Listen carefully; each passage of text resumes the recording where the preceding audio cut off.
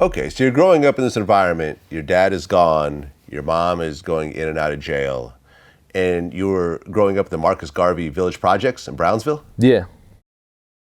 Okay, so tell me about what that was like for you being in the situation you're in the 80s. Well, you know, when I first moved to the Garvey, my mother was actually in prison before we moved there. And I believe she was on a waiting list. So when she got out, we moved directly to Brownsville in the Garvey, but we were in Miami while she was in prison, myself and my brothers and things like that. So it's basically like I'm a Miami dude moving into Brownsville projects. So, you know, the drama was on immediately. It was serious. Okay, like what kind of drama?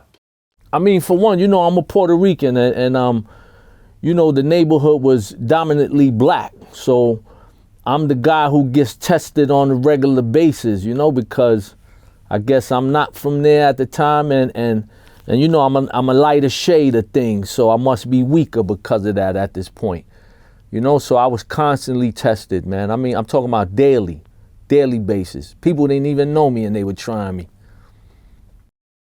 Okay, well, getting tested by fist fights and so forth is one thing, but once weapons and guns and knives get involved, it gets more serious. Did it start to escalate into that? Oh, of course.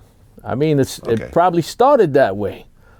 You know, the 80s was serious. There were no rules to being tested. It can happen, motherfucker come at you with a dog, man. Sick as dog on you to rob you for your radio or something. Okay, like what do you think was your first violent incident that happened when you were in Brownsville? I mean, my first like big brawl was just on some breakdancing shit. You know, I'm a breaker and all that, so I would practice every day in front of my building on a cardboard.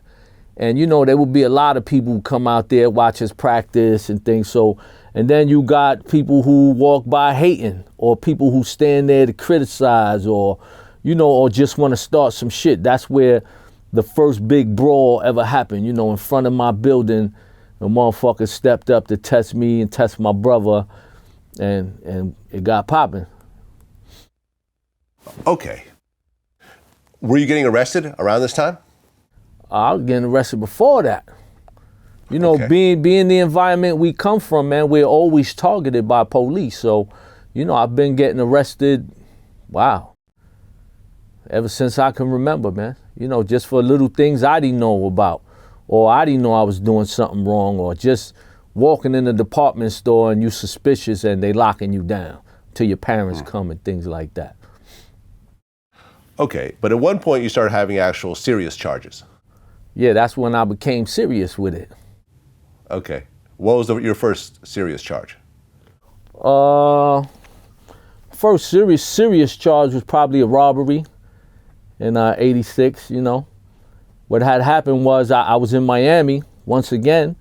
My mother sent me to Miami to live. She didn't want me in Brownsville because things were too crazy. And before I left to Miami, I sold all my coats and everything. So when I came back, because my grandparents sent me back in 30 days, and when I came back, I didn't have a coat. And you know, my friends was like, all right, let's go get some coats. And we went to Wingate High School, and you know, we took some coats. And I'm not talking about out your locker, I'm off backs, you know, we took coats off people's backs. Okay, and this was an armed robbery? No, this was fist robbery. I didn't use the whole arm. So you basically just beat up kids for their coats? I mean, it's not something I'm proud of. This was just my upbringing. This is like, you know, the honest truth. Okay, I mean, but beating someone up and taking them for their coat, that's not a very serious charge, right? It gets more serious when weapons are involved and everything else like that, right? Mm-hmm. So did it start to escalate past that? Oh, of course. Escalated. Okay. I mean, living in Brownsville, you're gonna see a gun in your face at least 30 times in your life. You know, like the guns are always coming out on you living in Brownsville. So you learn the rules of the motherfucking area, man. Either you're gonna have one or they just gonna be in your face all the time.